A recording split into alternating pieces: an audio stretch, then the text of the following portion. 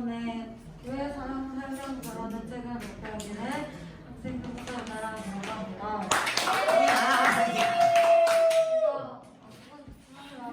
제가 오늘 발표할 책은 교회 사랑 설명서라는 책이고요. 목차는 첫 번째 책을 고른 이유, 두 번째 기독교인은 어떤 사람이야? 세 번째 기독교인은 세상에서 어떻게 살아야 해? 그리고 마지막으로 감상문과 느낀 점입니다.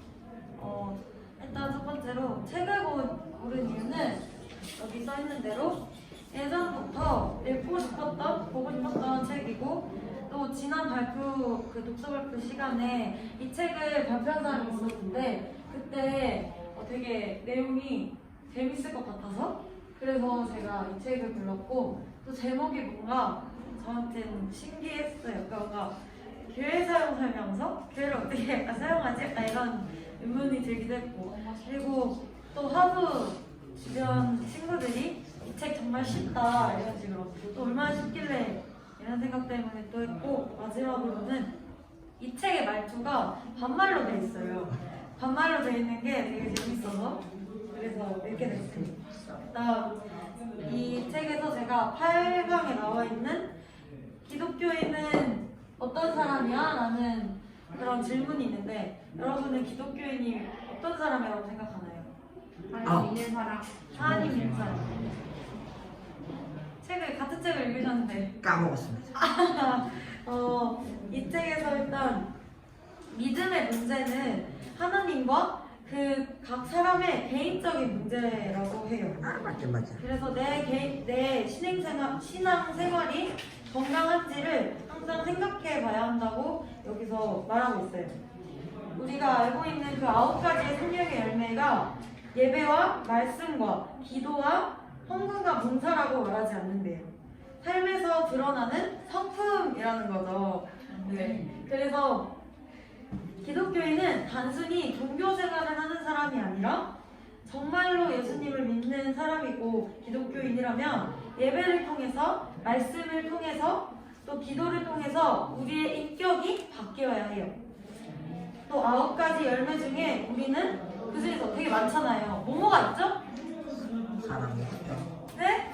합평, 오래 참은, 오래 참음, 자비, 화평, 양선. 자비. 양선, 충성, 온유, 제일. 이렇게 많죠? 그 중에서 여기 책에서는 온유와 겸손을 꼭 지켜야 한다고 예수님께서도 말씀하셨다고 해요.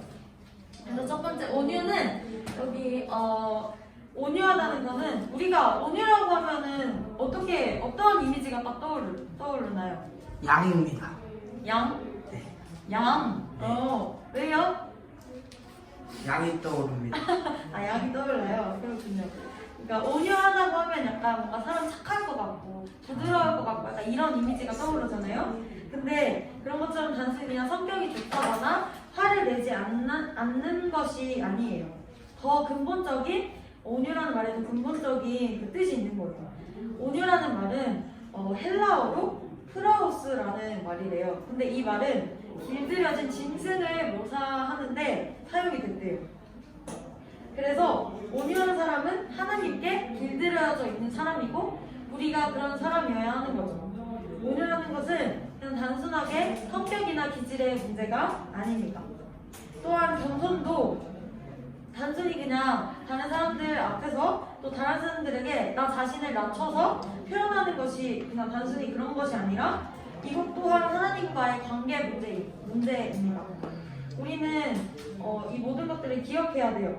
우리의 모든 것은 다 누구께서 주셨다고? 맞아요. 하나님께서 주셨다는 것을 기억을 해야 합니다. 결국 우리는 하나님 앞에서 나 자신을 바라볼 때만 겸손해질 수 있다는 것도 우리 함께 기억했으면 좋겠습니다. 또 겸손은 그냥 자신을 낮추는 것이 아니라 적극적으로 반대로 다른 사람을 세워 높여주는 거예요. 네. 그리고 다음 챕터인 9강의 제목은 기독교인은 세상에서 어떻게 살아야 해? 어떻게 살아야 될까요? 세상의 빛과 소금으로. 세상의 빛으로, 빛과 소금으로. 맞아요. 이 책에서도 빛과 소금으로 살아가라고 말하고 있어요. 근데 그 전에 우리는 세상에는 살고 있지만 세상에 속하지 않은 하나님의 자녀들이에요. 그죠? 네. 그래서 우리는 하나님께서 딱 해주신 거예요. 하나님께서 우리 보고 빛과 소금이 되어야 한다 이렇게 말씀하신 게 아니라 너는 빛과 소금이야, 세상의 빛과 소금이야 이렇게 말씀하신 거예요. 그래서 우리가 이것을 선택할 수 있는 선택 사항이 아니라 하나님이 이미 빛과 소금이라고 하신 것이에요. 그래서 우리는 선택하는 것이 아니라 이미 빛과 소금으로서 세상에서 하나님의 일을, 하나님의 사역을 하면서 살아가야겠죠. 기독교인은 세상에 있는 가치관과는 다른 가치관을 가진 사람들이에요. 그렇지만 우리가 세상에서 소금과 빛으로 살아가는 일은 결국 쉬운 일이 아니겠죠. 맞습니다. 예를 들면 이제 우리가 생선 구이를 먹을 때 뭘 치죠? 소금을 쳐요. 왜 치죠? 맛을 들려. 맛을 내려고, 짠맛을 내려고. 근데 그렇죠. 근데 그냥 물고기 있잖아요. 바닷속에 있는 물고기. 그 물고기를 이렇게 회를 떠서 먹으면 맛이 어때요? 너무 맛있어요. 짜요? 초장 맛이. 맛있어요. 싱어요. 맛있어. 그 맛있는데 맞아. 아무 맛도 그냥 짠맛이 안 나죠? 더 비싸요. 혀가 되게 신기하네요. 안 먹어봤어요. 안 먹어봤어요. 먹어봤는데 안 좋아해요. 안 좋아해요. 그냥 회는 그냥 물고기에 바닷물이 되게 짜잖아요. 바닷물 소금이 있어서. 근데 그 바닷물에 사는 물고기의 살은 짜지 않는 거죠. 그런 것처럼 우리는 세상의 영향을 받고 세상의 가치관대로 사는 사람이 아니라 세상 속에서 자기 신앙을, 자기의 정체성을 가지고 살아가는 사람이 되어야 돼요. 또 그러한 사람이고요. 그래서 우리는 세상의 소금으로서 우리 사회가 되게 부패하고 되게 타락했잖아요. 그래서 그러한 우리 사회를 기독교인으로서 막는 소금의 역할을 행해야 돼요. 우리는 거짓이 많은 이 세상에서 정직하고 착하게 살아야 합니다. 기독교인은 세상에 맛을 주는 사람, 살맛 없는 세상에 살맛을 주는 사람입니다. 아멘? 아멘. 교회는 세상에 대한 이해나 다른 사람에 대한 배려 없이 나만 옳다고 주장하는 약간 독불장군이 되면은 안 돼요. 교회가 자기가 잘났다고 이런 식으로 이렇게 사람을 낮추고 이러면 안 된다는 거죠. 또 교회는 세상의 모든 사람을 다 넉넉하게 받아주는 바다처럼 넓고 그런 존재를 하는 거예요. 하지만 여전히 짠맛을 잊지 않고 세상의 모든 더러움을 깨끗하게 정화시키는 바다 같은 존재로 있어야 합니다. 또 세상의 빛으로서 빛은 보통 뭘 위해 존재하죠? 밝히기 위해서. 밝히기 위해서, 어둠을 위해서 존재하죠. 그런 것처럼 내가 자신이 어디에 있는지를 보여주고 다른 사람에게 내가 여기 있다는 것을 보여주고 알려줘야 하는 거예요. 교회는 어두운 세상에 빛이 있다는 것을 세상 사람들에게 알려주는 곳이에요. 그래서 세상에 반복하는 다른 방법으로 또 세상이 가치하는 다른 가치로 살 수 있다는 것을 보여주는 곳이 바로 교회입니다. 또 빛은 아까 여러분들이 말했던 것처럼 빛은 어두운 것을 밝히는 역할을 해요. 그래서 세상이 점점 악해질 때 이 악한 세상을 밝게 비추는 곳이 교회고 그 역할을 해내는 사람들이 바로 우리가 되어야 합니다. 그래서 우리가 근데 이렇게 세상의 빛과 소금으로 살아가면 당연히 손해보는 일이 생길 수밖에 없어요. 그죠?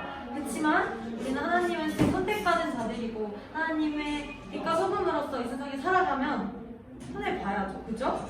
그죠? 그래서 예를 들면 소가 자기 몸을 녹이면서 빛을 내잖아요.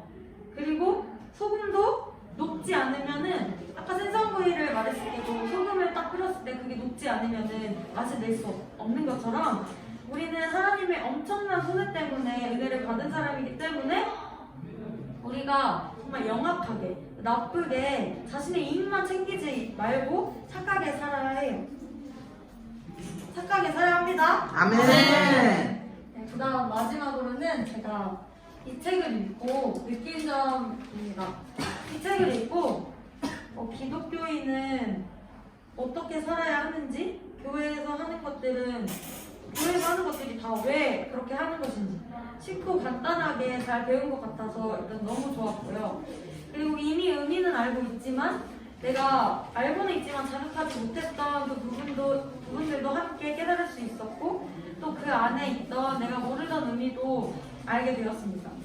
그래서 이제 기독교인으로서 하나님이 나를 세상의 소금과 빛이라고 하신 것처럼 세상의 소금과 빛이 되는 것이 단지 그냥 살아가는 것이 아니라 세상의 소금과 빛으로서 주변 사람들에게 영향을 주는 사람이 되어야겠다라고 생각했고 또 예수님 안에서 내가 어떠한 존재인지 생각하고 교회라는 공동체 안에서 또 내가 속한 모든 공동체 안에서 서로 양보하고 이해하는 그런 하나님의 자녀가 되어야겠다고 생각했습니다. 네, 지금 말씀을 들어주셔서 감사합니다.